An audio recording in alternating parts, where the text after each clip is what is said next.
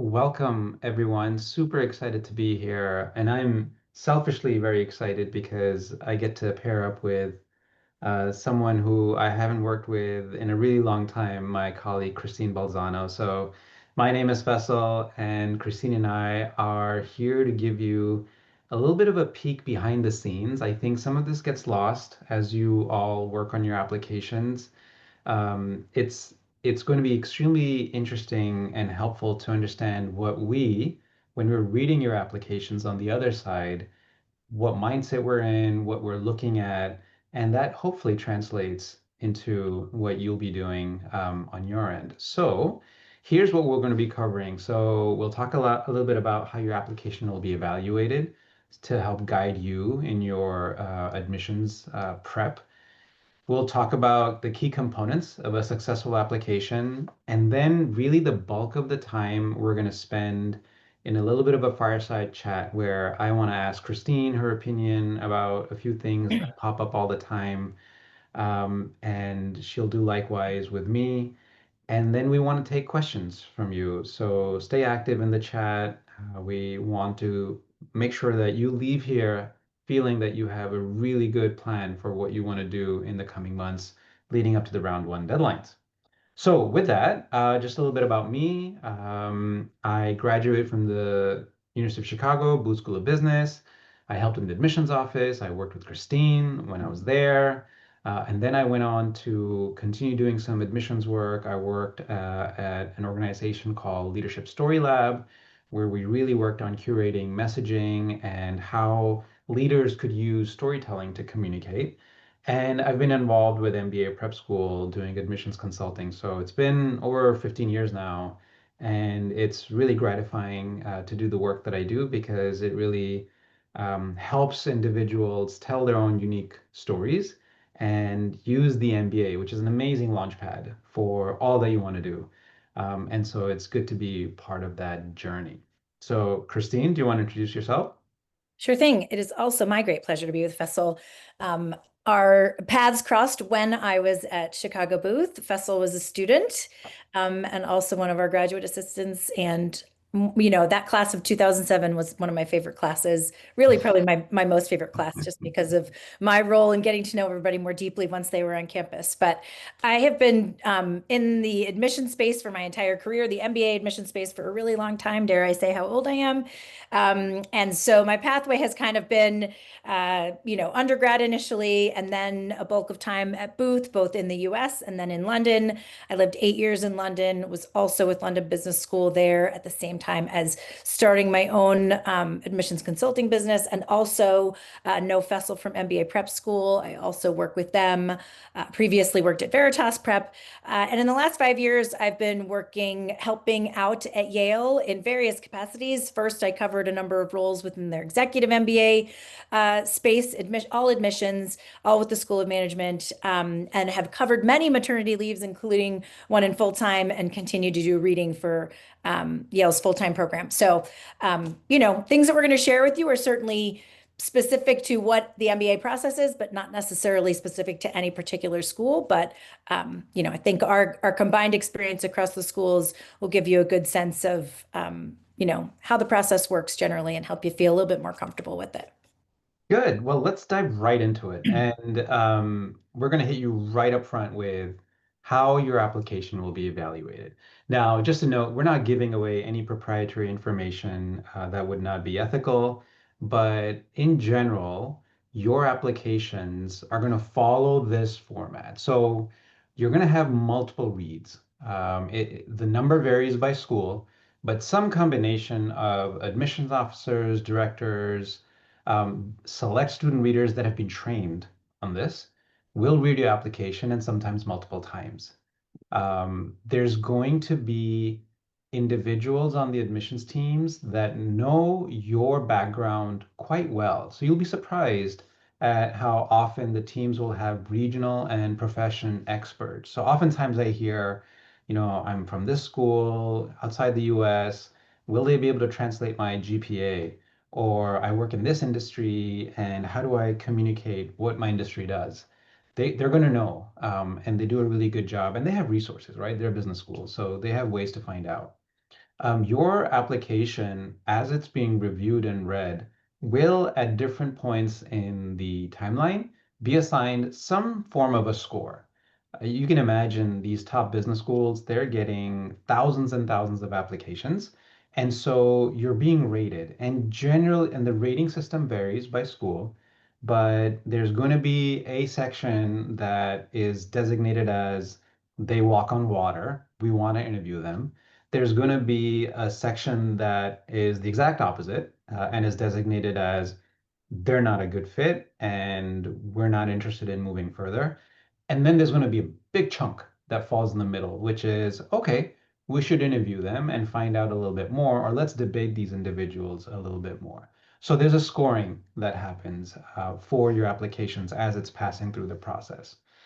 And then finally, the teams will get together and actively review your profile, right? So there's debate that happens. It varies by school. It'll be a conference room. It may be virtual, but they're really looking at the value you bring, how prepared you are academically, and what fit you've demonstrated with the program. So these are not just terms they throw out there on websites. The teams are really, really deliberate about this. So, what does this all mean for you as applicants? So, as you're putting together your content, you need to make sure that you're doing so with an eye that it should speak to multiple stakeholders, right? Individuals that are going to be coming in from different perspectives. It has to be able to speak to all of that. You have to be honest and authentic, right? Because again, they know your schools, they're going to know a lot about your profession and background, so you can't make things up. I'm not implying that any of you are going to do any of that, but just be genuine, right? As you're putting your content together and don't feel like you have to overinflate what you're talking about. Um, this middle one, the ratings is an important one to know that there's some things that are just outside your control, right? You do not control your peer applicant pool that will show up at the end of each round for the schools to which you are applying. And so you just have to trust the process, trust yourself, and the work that you've done to identify your story in your application. Sometimes schools may be looking to admit more women, or they may be looking to emphasize a certain sector. There's nothing you can do about that. So don't worry about it. And then finally, remember that the admissions teams, they're going to want to admit you. Everyone reads an application with an open mind and a desire to see how you would be a great member of that class. So give them reasons to do so, right? Like don't start from a point of view of I'm never getting in or this is just not happening for me. No, approach it from what value can you bring? How can you demonstrate fit? And preparedness for the program. Okay, so that's the overview of your how your application will be evaluated. Christine, do you want to talk about the key components? Yes, absolutely. So, like Faisal said, everybody's process goes through, there are iterations to it, but many schools will use similar platforms. Slate is an application platform, Salesforce, and each school gets to customize their application within that and might be looking for different things, as Faisal mentioned. And they may or may not have a numeric rating, a plus minus okay, a checkbox, whatever. But the reality is every school is looking for something that they want to see in their class, either based on historical, past classes, who's done well, that sort of thing, or those folks who, for example, certain schools are like, we really want certain type of culture fit. So the key components of a successful application are not terribly groundbreaking, but sometimes people sort of miss the point, right? Be authentic, be yourself. We want to hear your well-rounded story. It really demonstrates both a successful academic and career pathway, to give us a sense of can you handle the academic rigor of whichever program you're applying to, and then beyond that, what kind of values are you bringing to the program? Are you the kind of person that people are going to be able to learn from, engage with, go out with, have, be in student groups with.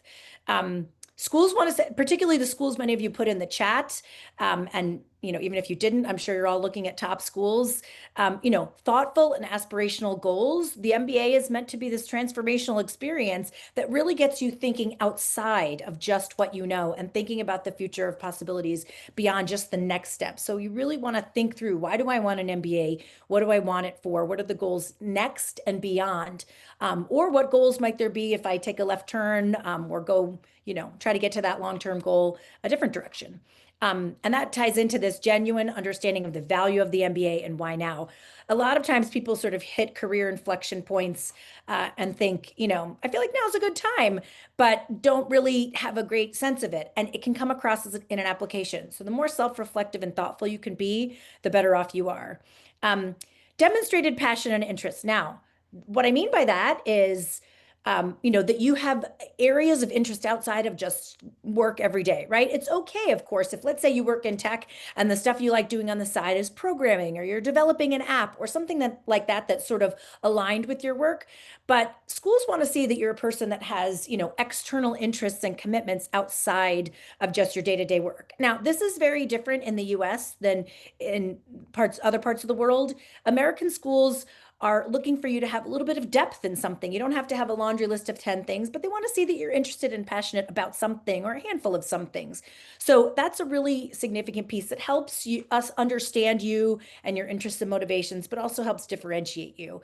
And in, my experience with global programs, they like those things as well. It's a little bit less common for people to be doing as many things. And sometimes some schools don't even really ask much about that. So there's a little bit of a difference there, I think, if you're talking about US schools and the top sort of M7, top 20 kind of thing. And finally, a sense of fit with the school's core values.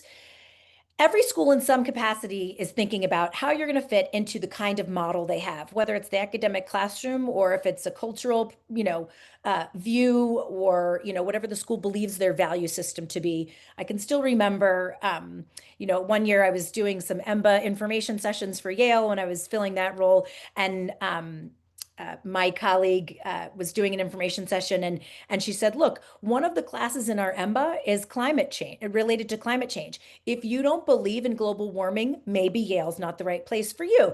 And it's just that sort of thing, like, know the school you're applying to and find the school that fits for you, because culturally you really want to fit with people that understand you. So, every school has something amazing to offer. And of course, rankings certainly skew to certain schools, but you'll find something great, and know those things, because once you figure out what you want and what that school does that's, different, or their approach that's different, you'll really be able to better sort of sell your case to them in the application process. Good. Thank you. So, Christina, how about we just dive right into sort of the main event Absolutely. here with this conversation that we want to have. So again, everyone who's dialed in, we really wanted this session to be a little bit of a back and forth, so that we're teasing out what we've learned from our time in admissions. And so, Christine, I'm going to start with a question for you. Um, is it really true that your goals have to be unique? Because if they're like everyone else's, you're just not going to stand out. So, no, I think people sort of fall down this trap that, I have to be different than everybody else. I have to be, I have to stand out in this way. And I think this is especially common for people that come from densely populated either job areas, whether it's like consulting and banking or tech, or maybe it's geographies like Asia and India, where countries that have a billion people kind of thing. You worry a lot about, like, I'm going to look like everybody else. The reality is, what's really important is, who are you and have you shown that to me? And that goes back to my comment about figuring out the school that's right for you. So what if you have similarities to your classmates? Everybody has something that's different. What makes your take on those experiences different? Have you explored other things outside of that? What can I learn about you that's outside of just, that career path, that career goal, that's going to help me to say, their goal on paper, they look like a typical consultant who's been, on a traditional trajectory and has really great academics. And then my so what is like, so what? Why would I want them in my class? What's interesting about them? So, no, you don't have to have this super unique thing. Your goal is what it is. Everybody's passion is what it is, and it could be similar to others. What's more important is, who's the person behind those goals, and why would I want to have you as part of our class? Wow, that's really important. It's deep and philosophical. Who are you? Like we're all trying to figure that out, aren't we? Like Yeah. no, I'm but still trying to figure it out, Faisal. okay, okay. I have another good one, Christine. So, Okay. how about adjusting your goal and story for each school to align with each school's sort of mission and settings? Like, how important is that? And if so, how do I do that? Yeah. So I would say no. I mean, certainly people attempt to do this and, maybe there's sometimes value in it, but my personal opinion is your goals are what they are. If you're trying to apply to a school where they don't have that, concentration or there it's not a traditional pathway for somebody and you're trying to make your case for why you fit there, I'd say stop and take a minute and think, why do you think you fit there if they really don't have strength in that wheelhouse? Now, there are jobs that exist that, every school is not going to have somebody that's in that pathway. It's really more the culture and the program itself that then is a fit for you. So think about what do you want to do and what about that program is going to help you do it. And that's far more important than for this school, I'm going to say consulting, and for this school, I'm going to say tech, and for this school, I'm going to say a startup, because it's going to be hard to keep track of who you told what to. And it's going to sound disingenuous because it's going to really sort of water down your overall passion and enthusiasm for it. We can tell when we read applications whether you really thought through and had the self-reflection to kind of think deeply about your goals and really think about, what is it I want to do and why is the MBA the right thing at your school? Okay, I'm going to throw a question to Fessel now, just Oh, to mix nice. things up a little bit. Okay, so is it true, Fessel, that we have to apply in round one because all the other people that are like me are going to be chosen ahead of me, and then they'll run up spaces and I will have missed my opportunity?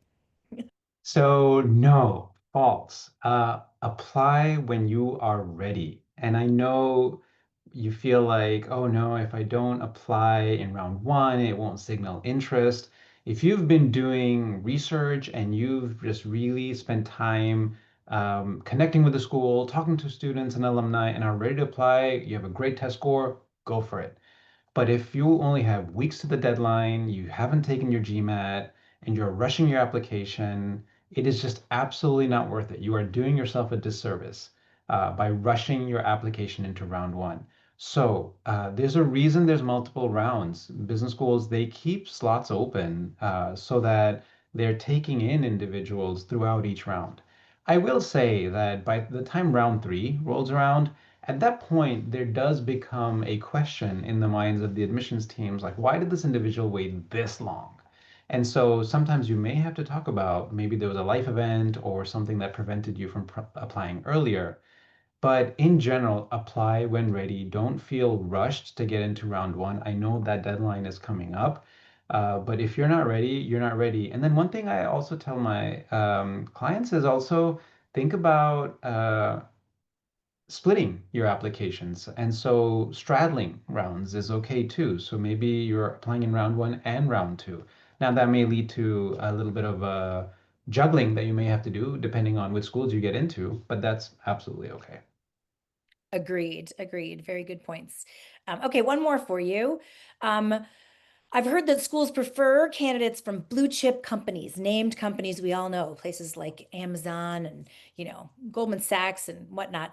So I need to really have experience at one of those places to give me a better chance. Is that true?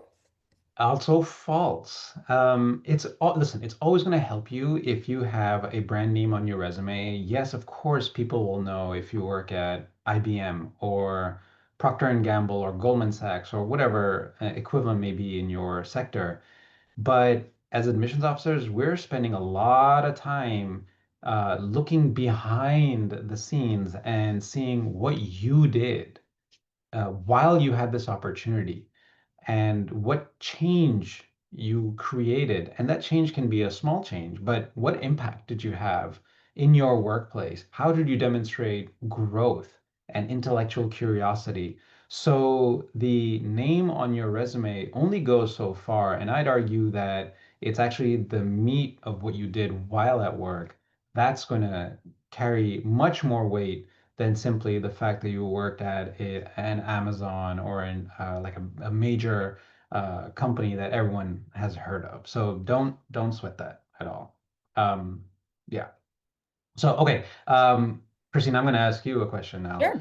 Um, Is it important that your recommender have an MBA because that's going to increase the chances of your admission? And for some reason, the teams will say, oh, wow, their recommenders have business degrees.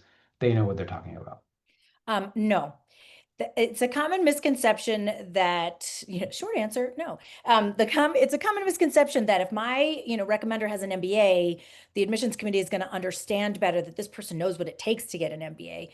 So, yeah, maybe that's true, but also managers in business, whether they're your manager, peers, somebody you worked with before, they've seen your progress, they've seen your growth, they've seen the impact you have, and that is far more important to us than whether they have an MBA, whether they went to the particular school you're applying to, et cetera. The most important recommender you can choose is someone who has worked directly with you, been your supervisor, and is able to not only answer the questions that are asked in the application forms, which often include check boxes about your growth and presentation and your teamwork and things like that, but then also can answer the questions, which are typically very general around what is this person great at and what area of feedback have I given them. If you go to someone that has an MBA just because they have an MBA and they haven't actually worked with you, they might not be able to answer those questions. And it's going to be very clear to us they don't know you very well. Also, if let's say you're like, oh, this person that I work with went to Harvard, and so that's my dream school, and so I'm going to go and ask them to write me a letter of recommendation. They're a peer, great, but if they haven't worked with you directly, they're really only going to be able to say, yeah, I know them, they're doing fine, it's all great, Sure, they'd probably be great at Harvard, and that doesn't really provide any value to you. So don't fall into the trap of it has to be a named pedigreed person or status. It is far more important that the person know you well. And for those that live in other countries where you're really concerned about the language skills, right? You're applying to American schools, you need to be able to speak English. If your recommenders are not well versed in English, some schools do translations of those recommendations when they're sent in. I would check with that. But also, they can use translation services themselves. Beyond that, we are not judging you on the grammar of your recommender. We are not judging you on the mistakes your recommender makes in your recommendation either. If they accidentally say Fessel would be a fantastic student at HBS and he's applying to Booth, I say, well, whoopsie there, but it's not Fessel's fault, right? So we're not judging you on what they, whether their English is good or their writing is great. We're judging them on how well they know you and how well they can tell us what you've provided and the impact you've had, because we want to see that you're at the level of what we expect for our students to be at to be able to contribute in the program. Cool. Thank you. So, Christine, I've been monitoring the chat and we've got some Oh, really good great. questions coming in. I might Yes. start to, what else? I might clump some of these by Yeah, theme. go ahead. Here's a interesting one. What's going to be better to an admissions officer, a clear, focused goal or a broader, sort of flexible plan? Good question. So I am really strongly of the belief that your story is what it is, and you shouldn't have to say, I know that I want to be the CMO at Nike, right? If you know that, great. But if you don't and you're still exploring, it's okay to say, here's the skills I've developed. I want an MBA to develop out these skills because my intention is to go and do this or aim in this pathway. And I know that your program is going to help me do that in this way. I really believe strongly that is a very good narrative. I've been doing this a very long time, and I'm sure Fessel can attest. Even when we trained folks like Fessel at Booth, we said, look, they don't have to have my goal is X, my longer term goal is Y. They have to have an understanding of why the MBA makes sense for whatever goal they think is out there and what they bring to the table. So it's okay to be broad. I'd be careful though in being like, coming in and being too broad in that, I'm not sure what I want to do, but I'm going to use the MBA to explore it. Of course, many people come in and use the MBA to explore goals in some way, but if you're too broad, it is only 2 years and it goes by so quickly. Fessel can tell you he was in and out of there before he probably could blink. And so you have to have some direction to really make good use of that time. And schools are not only evaluating you based on whether you can be admitted, but also can you navigate this super speedy 2 years with tons of competing interests like student clubs and all the things while trying to look for a job because they want to set you up for success. No school is looking to just get you to pay over $200,000 for an MBA and then say, good luck to you, and feel like they have failed you in making sure they've given you the tools you need. So, thinking a little bit more directly about your goals before applying would be recommended if it's too broad. But Yeah. if you're exploring one pathway or the other, that's fine. Help me understand why either of those makes sense for you. And I'm inclined to believe you when I read that. Yeah, and I'll just add a little bit. Just be mindful of the current macroeconomic environment, right? Schools are struggling the same way employers are, and they want to make sure that they place their graduating students. And so, to what Christine said, just make sure you're not just saying, I want to be in an intellectually stimulating environment, because that's what excites me. That's fine. But Why? if you don't get a job after business school, you're not going to be happy. The school's not going to be happy. So they want to see that you've laid out a credible pathway from where you are now and where you want to go in the future and how an MBA from that business school is going to help you. So that Yeah. makes a lot of sense. Okay, Christine, I'm going to go to the chat here. Yeah. Um, Feel free what to grab one yourself if there's one you want to Oh add. yeah, yeah, sure. I'll start and then I'll toss it over to you. So um, what about correlation of this comes up quite a bit, application round and scholarships awarded. So Good question. um, listen, it's not a the schools have scholarship that they want to award to individuals that they feel are going to really add value to the school. And so that's not dependent on the round. They may get someone who they really, really like. They can tell that financially this is going to be a little bit of a burden for them. And so it's, it may be that you get that scholarship in round one, you could get it in round two. So that is, don't feel like you have to apply in round one just because there's a pot of money that's going to be gone by the time you arrive with your application. So, Christine, would you add anything to that? I would agree. I would also consider that schools are really trying to balance their class across geographies and career pathways, men, women, all of the things. And so sometimes the finances that are available are on trying to entice people from areas they might not get students from, or career paths they might not get students from. So, for example, back in the day, back in the Stone Age, before Chicago Booth was called Booth, both when Fessel and I were there, it was not called Booth.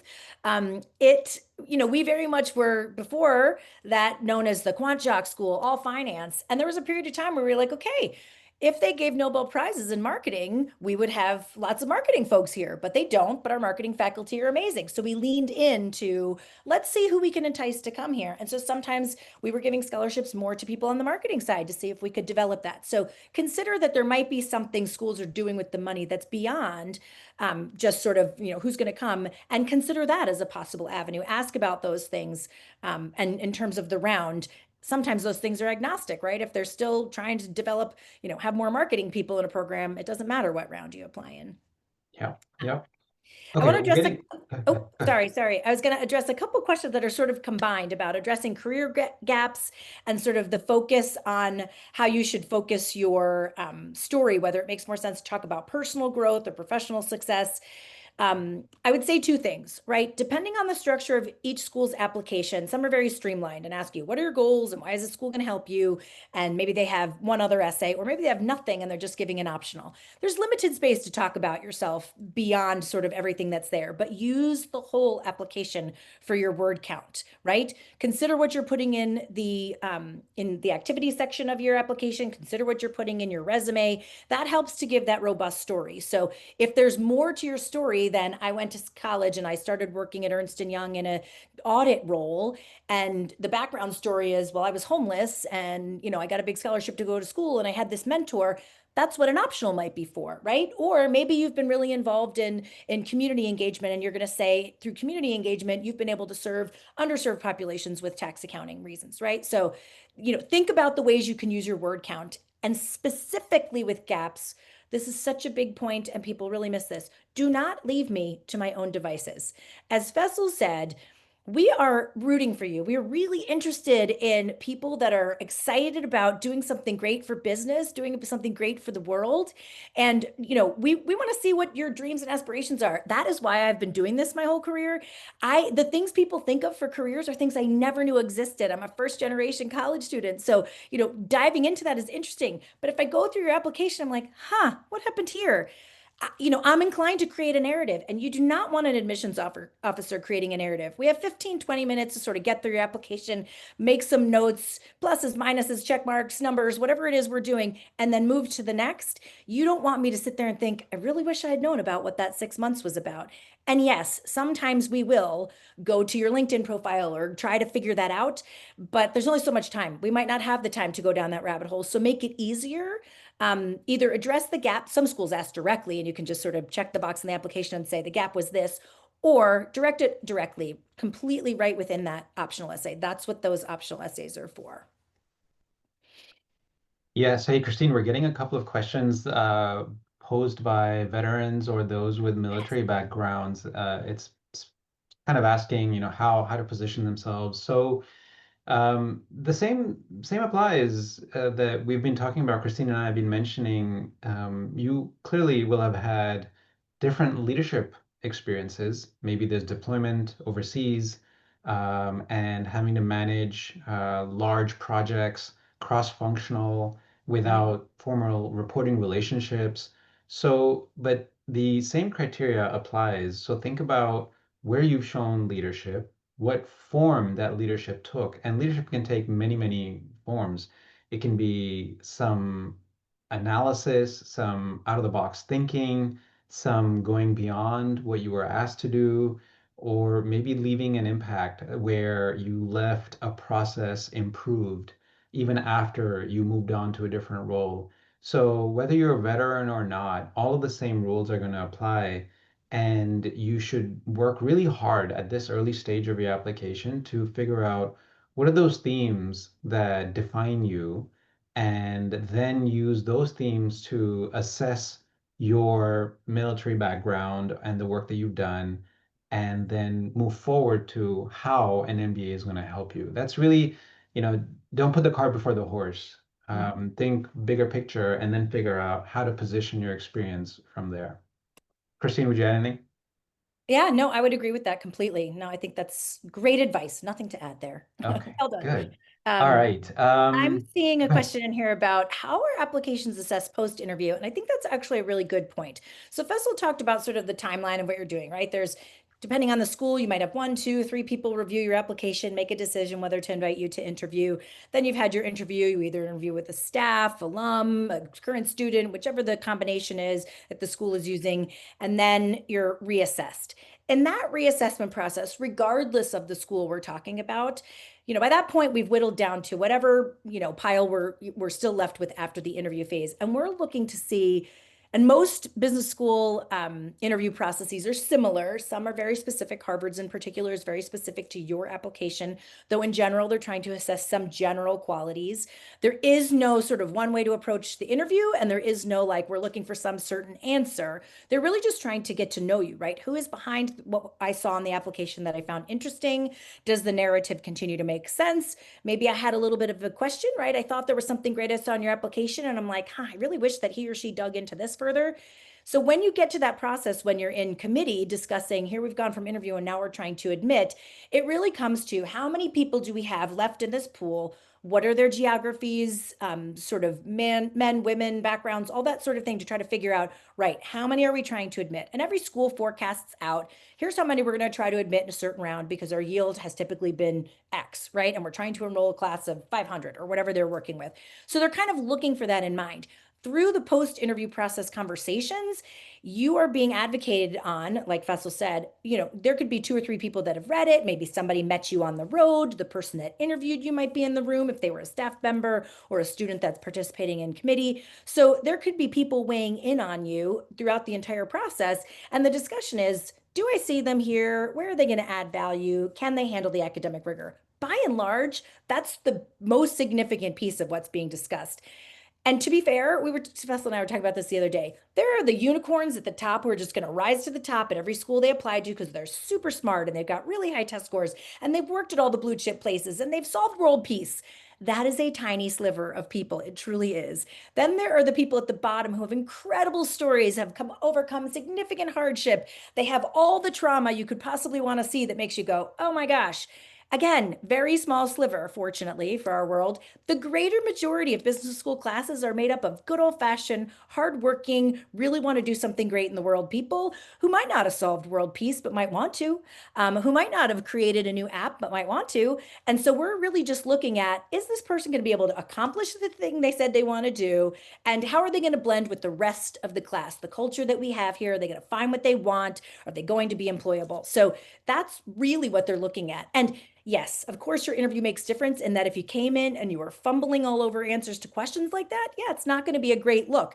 But if you handle the interview well, it's much more of a sort of a check mark confirmation that what I liked in the application has continued to be true in the interview. And so, yeah, I feel confident that I'd like to admit you. And while there's no number you could put on it, at the point at which you interview, or sorry, that you're invited to interview and then are admitted, the numbers change every year depending on who said yes the previous round, how many applied in a particular round, how many you want to try to admit, what numbers you're trying to grow and what geographies or what, career pathways. But the reality is, if I really like what I see about you, I'm inclined to say admit, and sort of go down that path. And then once it all shakes out, we look at the numbers, right? Do we have too many consultants? Do we have too many people that are nonprofit? What is that? And is this class going to be robust enough to benefit one another without it being, too narrowly singular down one pathway or something like that? So, of course you want to do well in the interview, but it's not usually a make or break situation unless you completely flub and don't come in prepared. And frankly, it's not that hard to prepare. So if you prepare well with someone like Faisal or I or anybody else, you'll go in and you'll be able to really tell your story if you are authentic in the application process and continue to be in the interview process. Yeah, what a great complete answer. Thank you, Christine. So I'm gonna pick one from the chat. What are some of the small things that make an application come to life Yes. and you love seeing? So I'll answer, and then Christine would love your thoughts as well. I'll tell you what I don't like seeing. I don't like seeing a regurgitation of the resume. And Yes. I have a personal bias, maybe. I value humility and individuals who are looking to learn. And so if I'm reading an application from someone who's a little too full of themselves, it's a personal turnoff. And so you need to understand that there's a human being on the other side of the application that is reading your submission. So just keep that in mind as you're putting it together.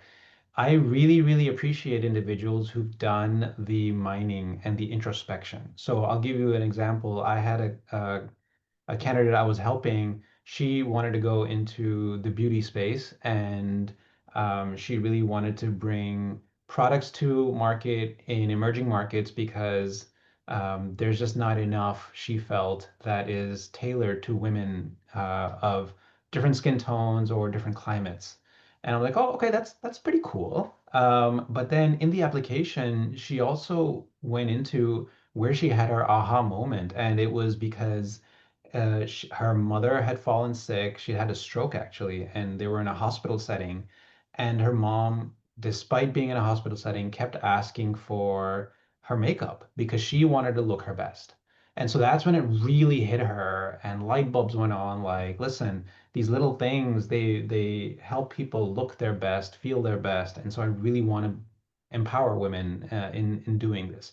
Wow, like that's a really solid sort of like reasoning, introspection. It's still professional. You're not writing a movie script or getting like going too far in one direction, but it really helped anchor the entire application and make everything sing. And sure enough, she went on to Columbia, which has one of the strongest beauty aesthetics programs. But that really, really worked for me. So, Christine, what works for you? So I really like that story, actually. I really like the point of like, really getting a sense of the person. I think what really works for me is showing the passion behind what you're talking about, right? Somebody put in the chat about like, I work in engineering, it's hard to show the impact, right? If you are passionate about it, I want to see that come off the page, right? What makes you interested in doing what you're doing? What makes you excited about, doing what you're doing? And if you can dive into that, and I can really palpably feel that jumps off the page to me. It's like, yeah, they know their stuff. They know what they want to do. Aside from that, other things that interest me are people, I totally agree with the being humble, people who are very clear about what their personal values are, what they've enjoyed about their lives, both personally, professionally, academically maybe, and really that you're able to articulate that. Of course, every essay is going to have a different topic and it might be hard to get that all in. But if you again think about the word count across the entire application and not just in that 500 words, what do you want to do and why do you want to do it with us? You really can tell much more about yourself and the story than you think you can. And it's really that authenticity. I know it smacks of generality saying that, and I know it's so frustrating, but I promise you, the times I've had conversations with my clients, and I'm sure you do this too, Fessel, when you dig and you're like, that's interesting. That's not how everybody looks at it. And they're like, really? We are all our own worst enemy at knowing what we're great at, what our superpower is, if you will. And if you spend the time having a conversation with a coach or with friends or family, if that's what you want to do, often they can say, you've always been really curious. You've always been the kid that asked 8,000 questions and exhausted me or the teacher or whatever. It can be quite telling. And if you can bring that to life in your application in some way, whether it's through the activities you do, through the interview, through the essays, that can be really helpful to understanding you. And also, I mentioned this before, but the optional essay is a space to kind of share some things that might have been different. Be careful not to use that as a like, I want to tell you more because the essays didn't allow me the space to talk about something. They're asking questions intentionally because that's what they want to know. Um, and the optional is address a gap, an issue, a hardship that made it so that, like, if you started at community college and then you transferred, why'd you transfer, those sorts of things. And some of that context of what makes something stand out sometimes comes in that because I've had this a lot. I tend to work with a lot of candidates from Africa. I've had a nice pipeline from there because I've helped a number of people over the years and I've had great referrals. And their life stories are so different from most of the Americans that I've worked with and mine as well. And their experiences to them are very standard to one another, but to us are quite different. So it's about hearing the story and saying, well, you should really talk about that. Your resume looks like everything's been going honky dory, but getting here wasn't super easy. So it's that honesty and humility and really being self-reflective, I think. Yeah, and just like that, we're coming up on time. It's amazing how time flies. So, a couple things that I wanted to mention. Both Christine and I are signing on clients for round one applications. So, we'd be super excited to speak with you all more. Please reach out, send us a message on Leland, set up some time, and then until the end of the month, there's a discount code that you can add on checkout to help with the whatever service you decide to avail. And here are our contact information. So if you want to snap a picture, this recording will be available in about a week or so as well. You'll be able to get to it there. But both of us are resources. We love doing this for a reason. We love telling everyone stories. Christine is amazing. So please, please, please if you have any questions, we're happy to help, happy to reach out and help you attain your goals. Christine, do you want to add anything as we The close only out? thing I want to add is that you were far too gracious, Fessel. I'm only as good as the students I've worked with. So kudos to you and thank you for that. Um, there were a couple questions we couldn't get to. I'm so sorry. But of course, Fessel and I are happy to answer them. Several of them were related to like how to address a low GPA and the importance of the test score and things like that. I'm happy to hang on a minute or two to answer that specific question because there were a handful of those. I don't know if Fessel has to jump or if other of you have to jump, but I'm happy to spend a minute or two to go over that just to kind of leave you all with a don't worry so much about one piece of the application part of the pie. And then Yeah, send. I can say a couple extra minutes if folks want Yeah, to hang out. what I was going to say about that is every school is going to say, when we're looking at your application, it's a holistic process and we're looking at all the pieces. And that is 100% true. But again, as I said earlier, your ability to be successful both in the academic program and ultimately in whatever job you want to be getting afterwards and career path you want to continue long term is of importance to us. So whether you're a traditional applicant, you've been to schools before, you've gone through all the pathway, you've, have all the help you could possibly need, whether you've come from, first generation or not, whether you're applying through the consortium or you're working with MLT or some of the other things that are out there that are supportive, we're reading the applications the same way. What have you done? What do you want to do? Who's the person behind it? And can you handle it? So, if your entire profile has some blips, as I like to call them, a little red flags, maybe you have a low grade point average, regardless of the school you've come from, and your test score offsets it, That can be helpful, but I also want to know why the grade point average was low. What happened?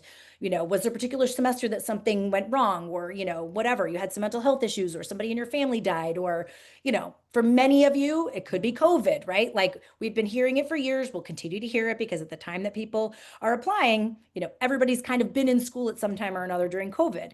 And that is totally okay to explain those things. Um, is there a bottom line score we're looking for? Generally, no.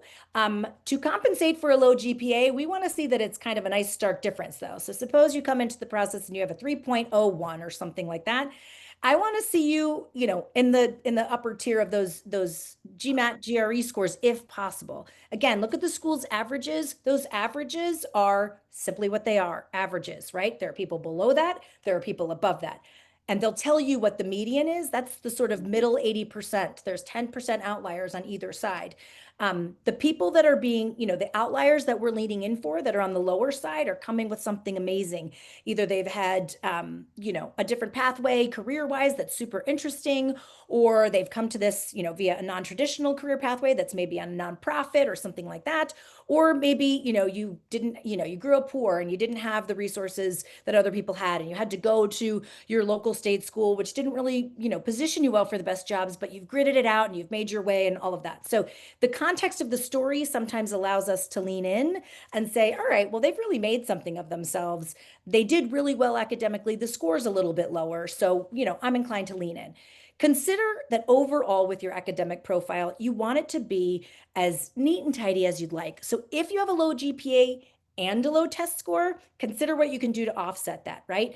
Is it getting more test help? Is it going to a test prep course? Is it switching the type of test? And, as many clients we've worked with over the years, they might take the test 3, 4, 5 times, however many times the test allows you in a calendar year. You might choose to take like MBA math online, or you might choose to take a course. Give me the tools as the reader to see that you've done everything you possibly can to show me that you can handle the work. That's the best way to offset those kinds of things, whether it's gaps in work experience or academics or whatever. Explain it to me. Don't leave me to my own devices, and help me admit you. I mean, the number of times I've sat in committee rooms and it's like, yeah, they're not doing themselves any favors by not retaking the test, or they could have taken accounting all that time they were waiting to hear from us and sitting on the wait list, or maybe they should have tried a stats class because they got a D in stats in undergrad. There are things you can do. They don't always necessarily need to be done before you apply. It's better if they are, but sometimes you can do those things in the process and send those things in, you know, as you go through, or maybe if you get on the wait list, there are things to update them on. Yeah. The only thing I'd add to that is, remember, if you have a lower than average GMAT or lower than average GPA, you're putting the school in a tough spot, because now if they admit you, in order to keep their averages up, they got to go find these unicorns, like someone who has that much higher of a GPA, that much higher of a GMAT, just so that they don't bring their entire averages down. So you need to give the admissions teams a reason, and Christine talked about some of those reasons why you got that low GPA, why you got that low GMAT. Or if you don't have compelling reasons, you have to provide them with something that the admissions team will go, huh, I should give this person a chance, because despite these scores, I think they have it together and they're going to add to the school, or they're really going to benefit from an MBA. So don't just focus on one component of the application. It's holistic. Exactly. Great note to end on. I put our contact information still here. I put it in the chat if it's easier to copy. Also, our discounts. Feel free to find us on our Leland platform and our profiles, and see how that might fit for you. And hopefully we'll see you again sometime and maybe be able to help you out on this process. Yeah, super excited to hear Thanks from all of everybody for you. joining. We were glad to see so many of you come. Tell your friends. All right, take care, A everyone. great Have a great weekend, everybody. weekend. Go to Bye. bed. Whoever's in China, go to bed now. All of you, go Yeah, go enjoy your all of you weekend. in the evening, in the late evening and early morning. I actually Yeah. have Thanks, one everybody. really Good to quick. see you. Bye. Bye.